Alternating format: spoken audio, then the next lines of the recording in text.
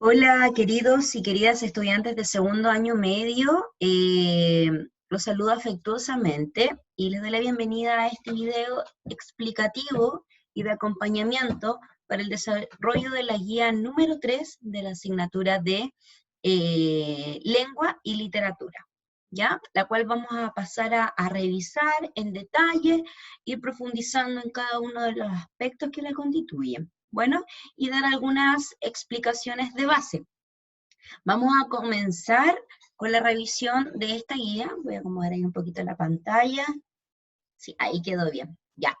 Muy bien. Vamos entonces a comenzar a, a revisar esta guía. Yo les menciono. Esta guía número 3.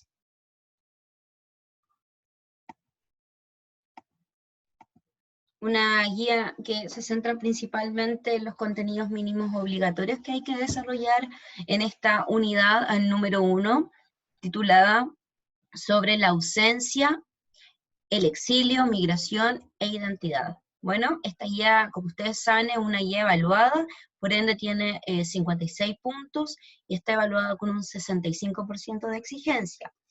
¿Cuáles son los objetivos de aprendizaje que buscamos lograr en ustedes con el desarrollo de la guía? Primero, extraer información explícita e implícita a partir de la lectura de una obra.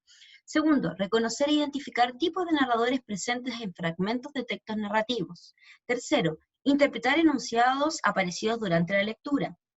Cuarto, crear frases nominales, oraciones, crear textos breves, incorporando palabras con significado hasta ahora desconocido.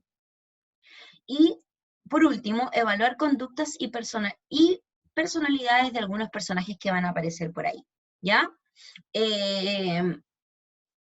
Esto es muy importante que al momento de responder la guía, ustedes utilicen lápiz pasta azul y negro, y utilizar obviamente una letra legible, ya que nosotros no tenemos en este momento manera de poder comunicarnos de manera directa para saber qué dice ahí y qué no se entiende.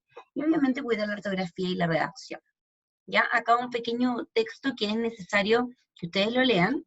Eh, y por supuesto, acá quiero poner énfasis. Por favor, con la finalidad de que ustedes no se expongan, solamente aquellos que entregan, que tienen impresora en su hogar, pueden imprimir esta guía y resolver ahí mismo. De lo contrario, aquellos que no tienen guía y que no tienen impresora, perdón, pueden desarrollar, transcribir y desarrollar las preguntas que se presentan en esta guía en hojitas del mismo cuaderno de la asignatura, y que al momento de ser entregadas estas hojas tienen que estar debidamente marcadas, identificadas con tu nombre, tu curso y la asignatura a la cual pertenece. Muy bien, vamos a continuar. Dice, antes de comenzar es necesario revisar brevemente, aquí los contenidos mínimos obligatorios, ¿cierto? Que vamos a desarrollar en esta asignatura, que es muy, muy importante. La primera unidad que nosotros vamos a trabajar con ustedes, ya lo visualizaron, ¿cierto?, en nuestra primera clase, cuando yo les di el dictado de las unidades, se denomina sobre la ausencia, ¿ya? ¿Y qué conceptos están relacionados con la ausencia de quiénes, la ausencia de las personas? El exilio, la migración y la identidad. Conceptos que te voy a pedir más adelante en esta misma guía que los desarrolles un poquito más en profundidad, ¿ya? ¿Qué contenido nosotros vamos a trabajar? Nosotros vamos a trabajar narrador, punto de vista y contraargumentación, y también vamos a ver la crítica literaria, ¿ya? El narrador vamos a interpretar recursos narrativos de la literatura contemporánea, como ya ustedes lo hicieron en Los Cachorros y se dieron cuenta que el narrador en los... no, perdón, no en Los Cachorros, disculpen, en La Amortajada, se dieron cuenta que el narrador, la narradora, tenía una característica muy particular. Por lo tanto, nos vamos a centrar en la figura del narrador también en esta unidad. Vamos también a trabajar puntos de vista, ¿ya? Opiniones, perspectivas que tenga el emisor de la opinión con respecto a un tema, y también qué es la contraargumentación. Si bien yo tengo una opinión, pero hay opiniones contrarias a lo que yo pienso. La contraargumentación es que yo tome esa opinión contraria y de alguna forma la desintegre, la destruya, y diga por qué esa persona no tiene la razón y yo sí. ¿Ya? Y también vamos a ver la crítica literaria, vamos a analizar la crítica literaria latinoamericana, vamos a leer ciertas opiniones con respecto a obras literarias de Latinoamérica, y vamos a comenzar a ver esos puntos de vista, a analizarlas en profundidad. Para comenzar a activar tus conocimientos previos con respecto a algunos conceptos que vamos a necesitar que tú manejes en el desarrollo de esta unidad, yo te invito a realizar esta primera actividad, que es completar el texto que se te entrega a continuación con esos conceptos que aparecen ahí. Los conceptos son narrador, cuento, moraleja, autor, escrita, hechos, fábula, autora. Tratar, capítulo, dramáticos, personajes, novela y animales. Tú tienes que ubicar dentro de este texto los conceptos que yo te acabo de leer para que le den sentido, para que le den coherencia, ¿ya? Luego de esto, vamos a centrarnos principalmente en la figura principal, el elemento principal que tiene que estar dentro del texto denominado narrativo, o dentro del género denominado narrativo, que es el narrador, ¿cierto?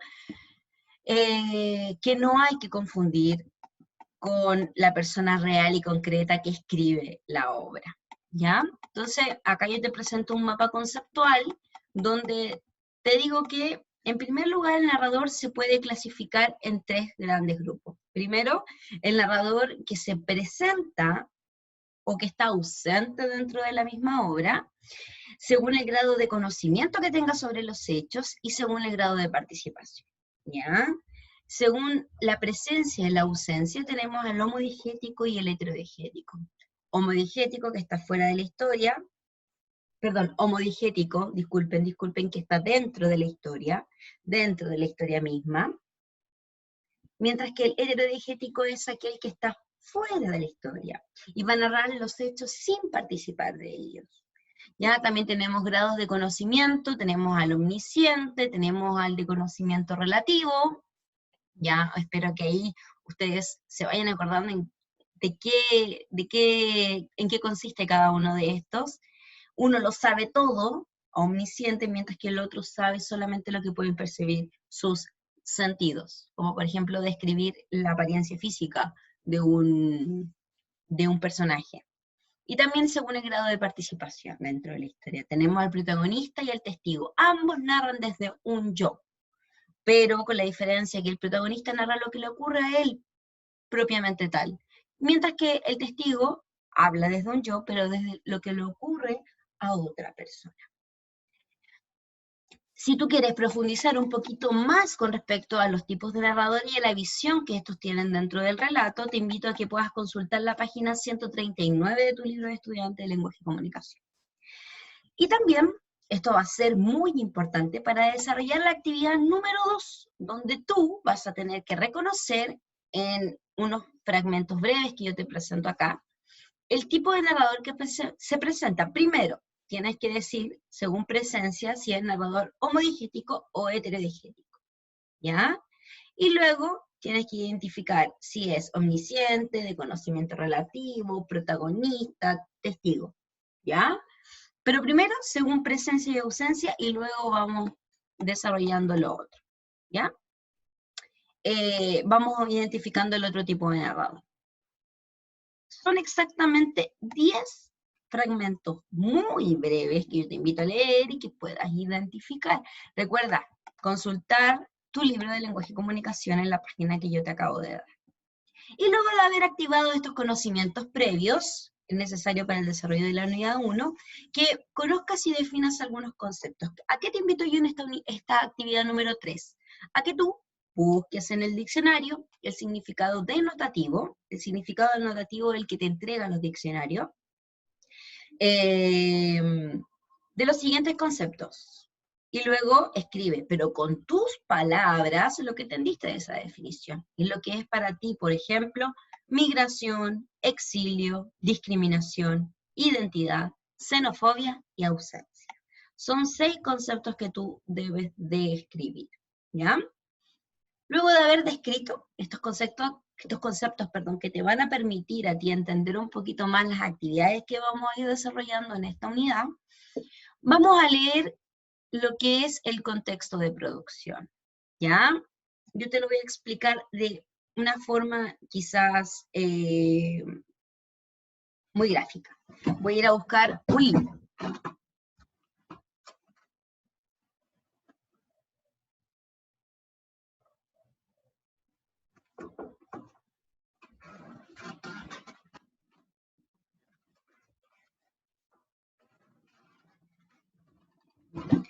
No me viene con un libro, me viene con 2 libros. Y lo que tengo acá en mi poder es El Quijote de la Mancha. Si ustedes saben, El Quijote de la Mancha es una obra, pero maestra del género narrativo, ¿ya? Y la particularidad que tiene El Quijote de la Mancha es que tiene 2 tomos, ¿ya?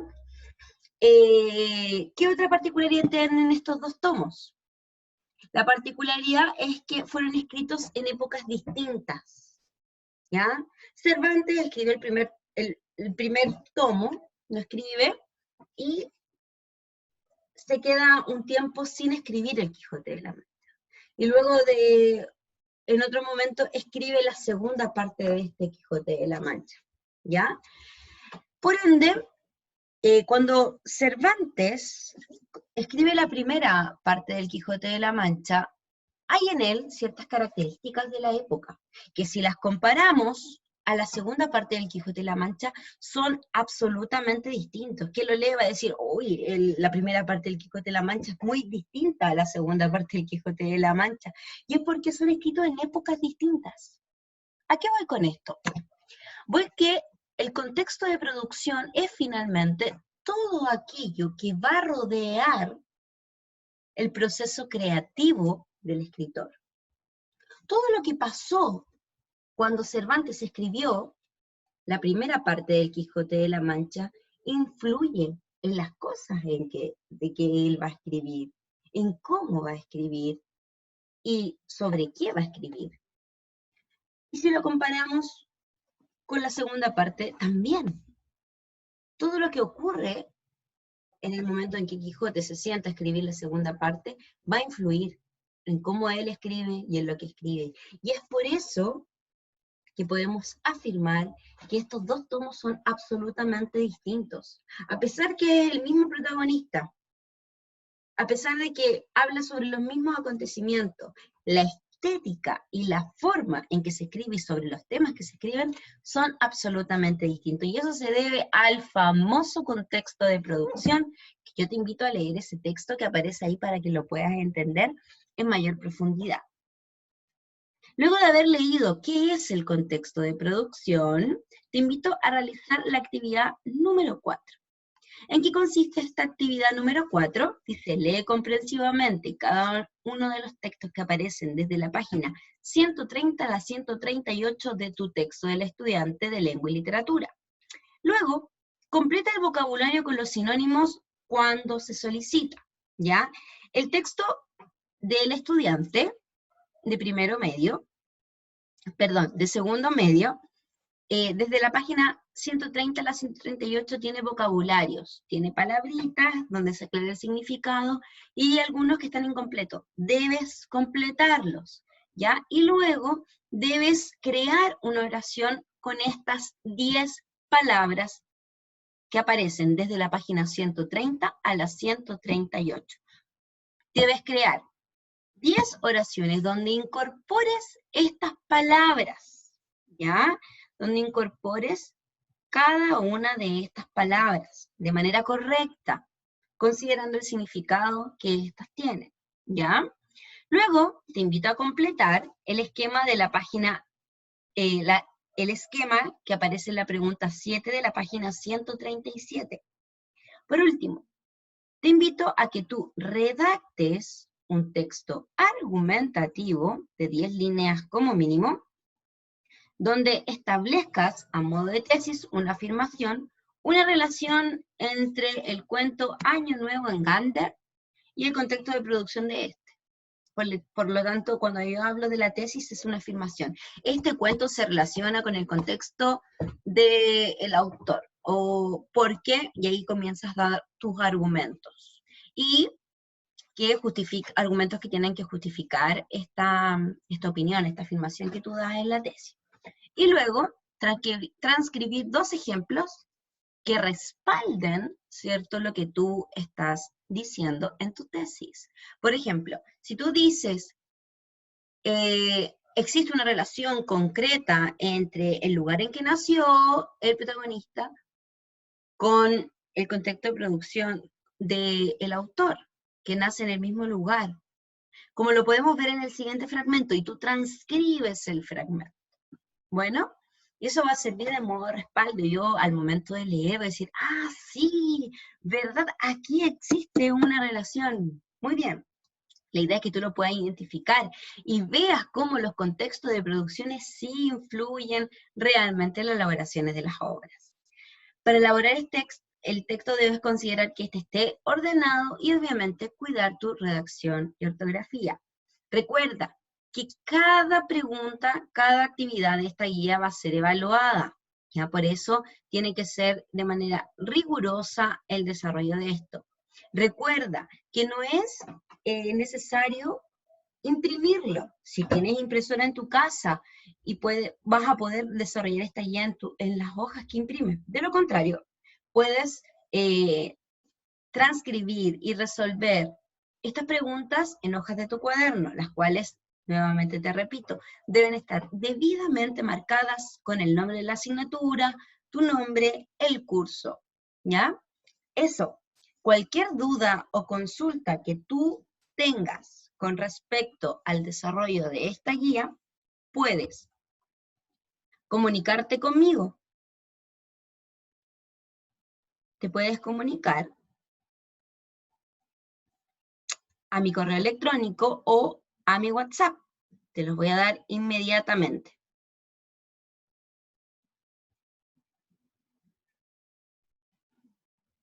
Ahí está.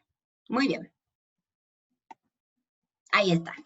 Consultas. Mi correo electrónico es lesliemual06@gmail.com y mi WhatsApp es +569 40 86 12 36. Los horarios de atención son de lunes a viernes y me puedes me puedes escribir desde las 8 a las 18 horas. Ese es el horario que estamos respetando para que esto sea ordenado. Muy bien.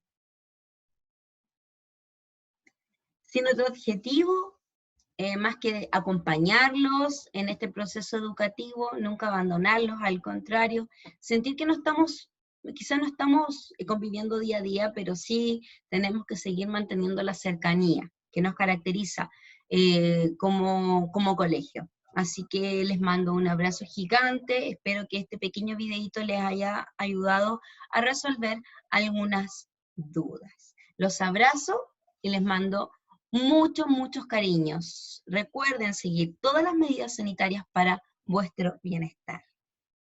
Chao.